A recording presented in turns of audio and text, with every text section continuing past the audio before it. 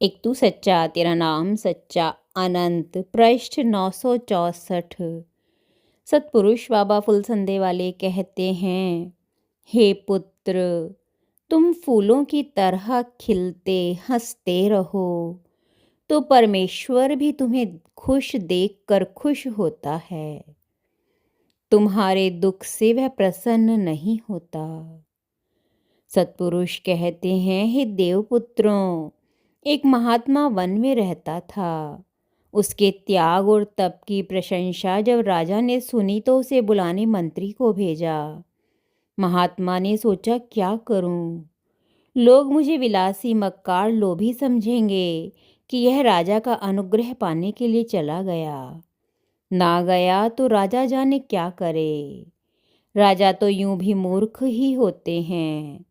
10 कसाई का अन्न खाने में जो दोष लगता है वह एक वैश्या का अन्न खाने के बराबर है।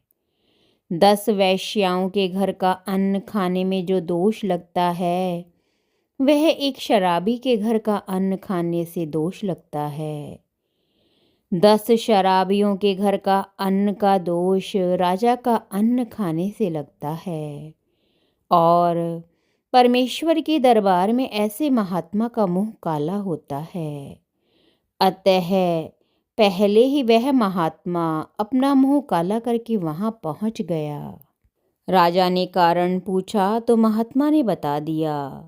फिर राजा स्वयं उसकी कुटी पर जाकर सेवा करने लगा।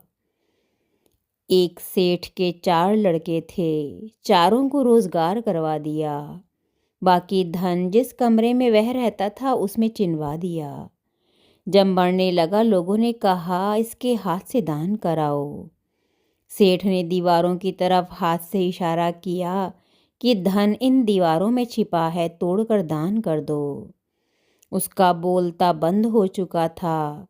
लड़के सही सही समझ गए और लोगों से कहा, पिताजी कह रहे हैं सारा धन मकान में लगा दिया, दान को कहाँ रखा है।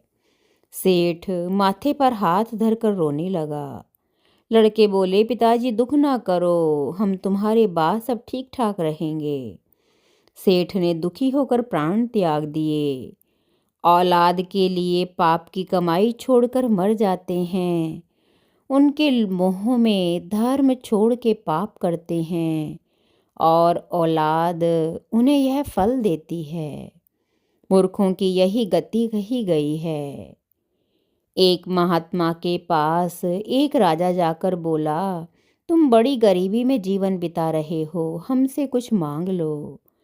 महात्मा हंसा, बोला, मुझे कुछ ना चाहिए, हाँ तुम्हें देना है तो ये दे दो। ऐसा जीवन जिसमें मृत्यु ना हो, ऐसी खुशी जिसमें रंज ना हो, ऐसी जवानी जिसको बुढ़ापा ना हो, ऐसा सुख जिसका अंत ना हो और दुख कभी ना हो। राजा निराश होकर अपने वतन को चला गया। एक तू सच्चा तेरा नाम सच्चा।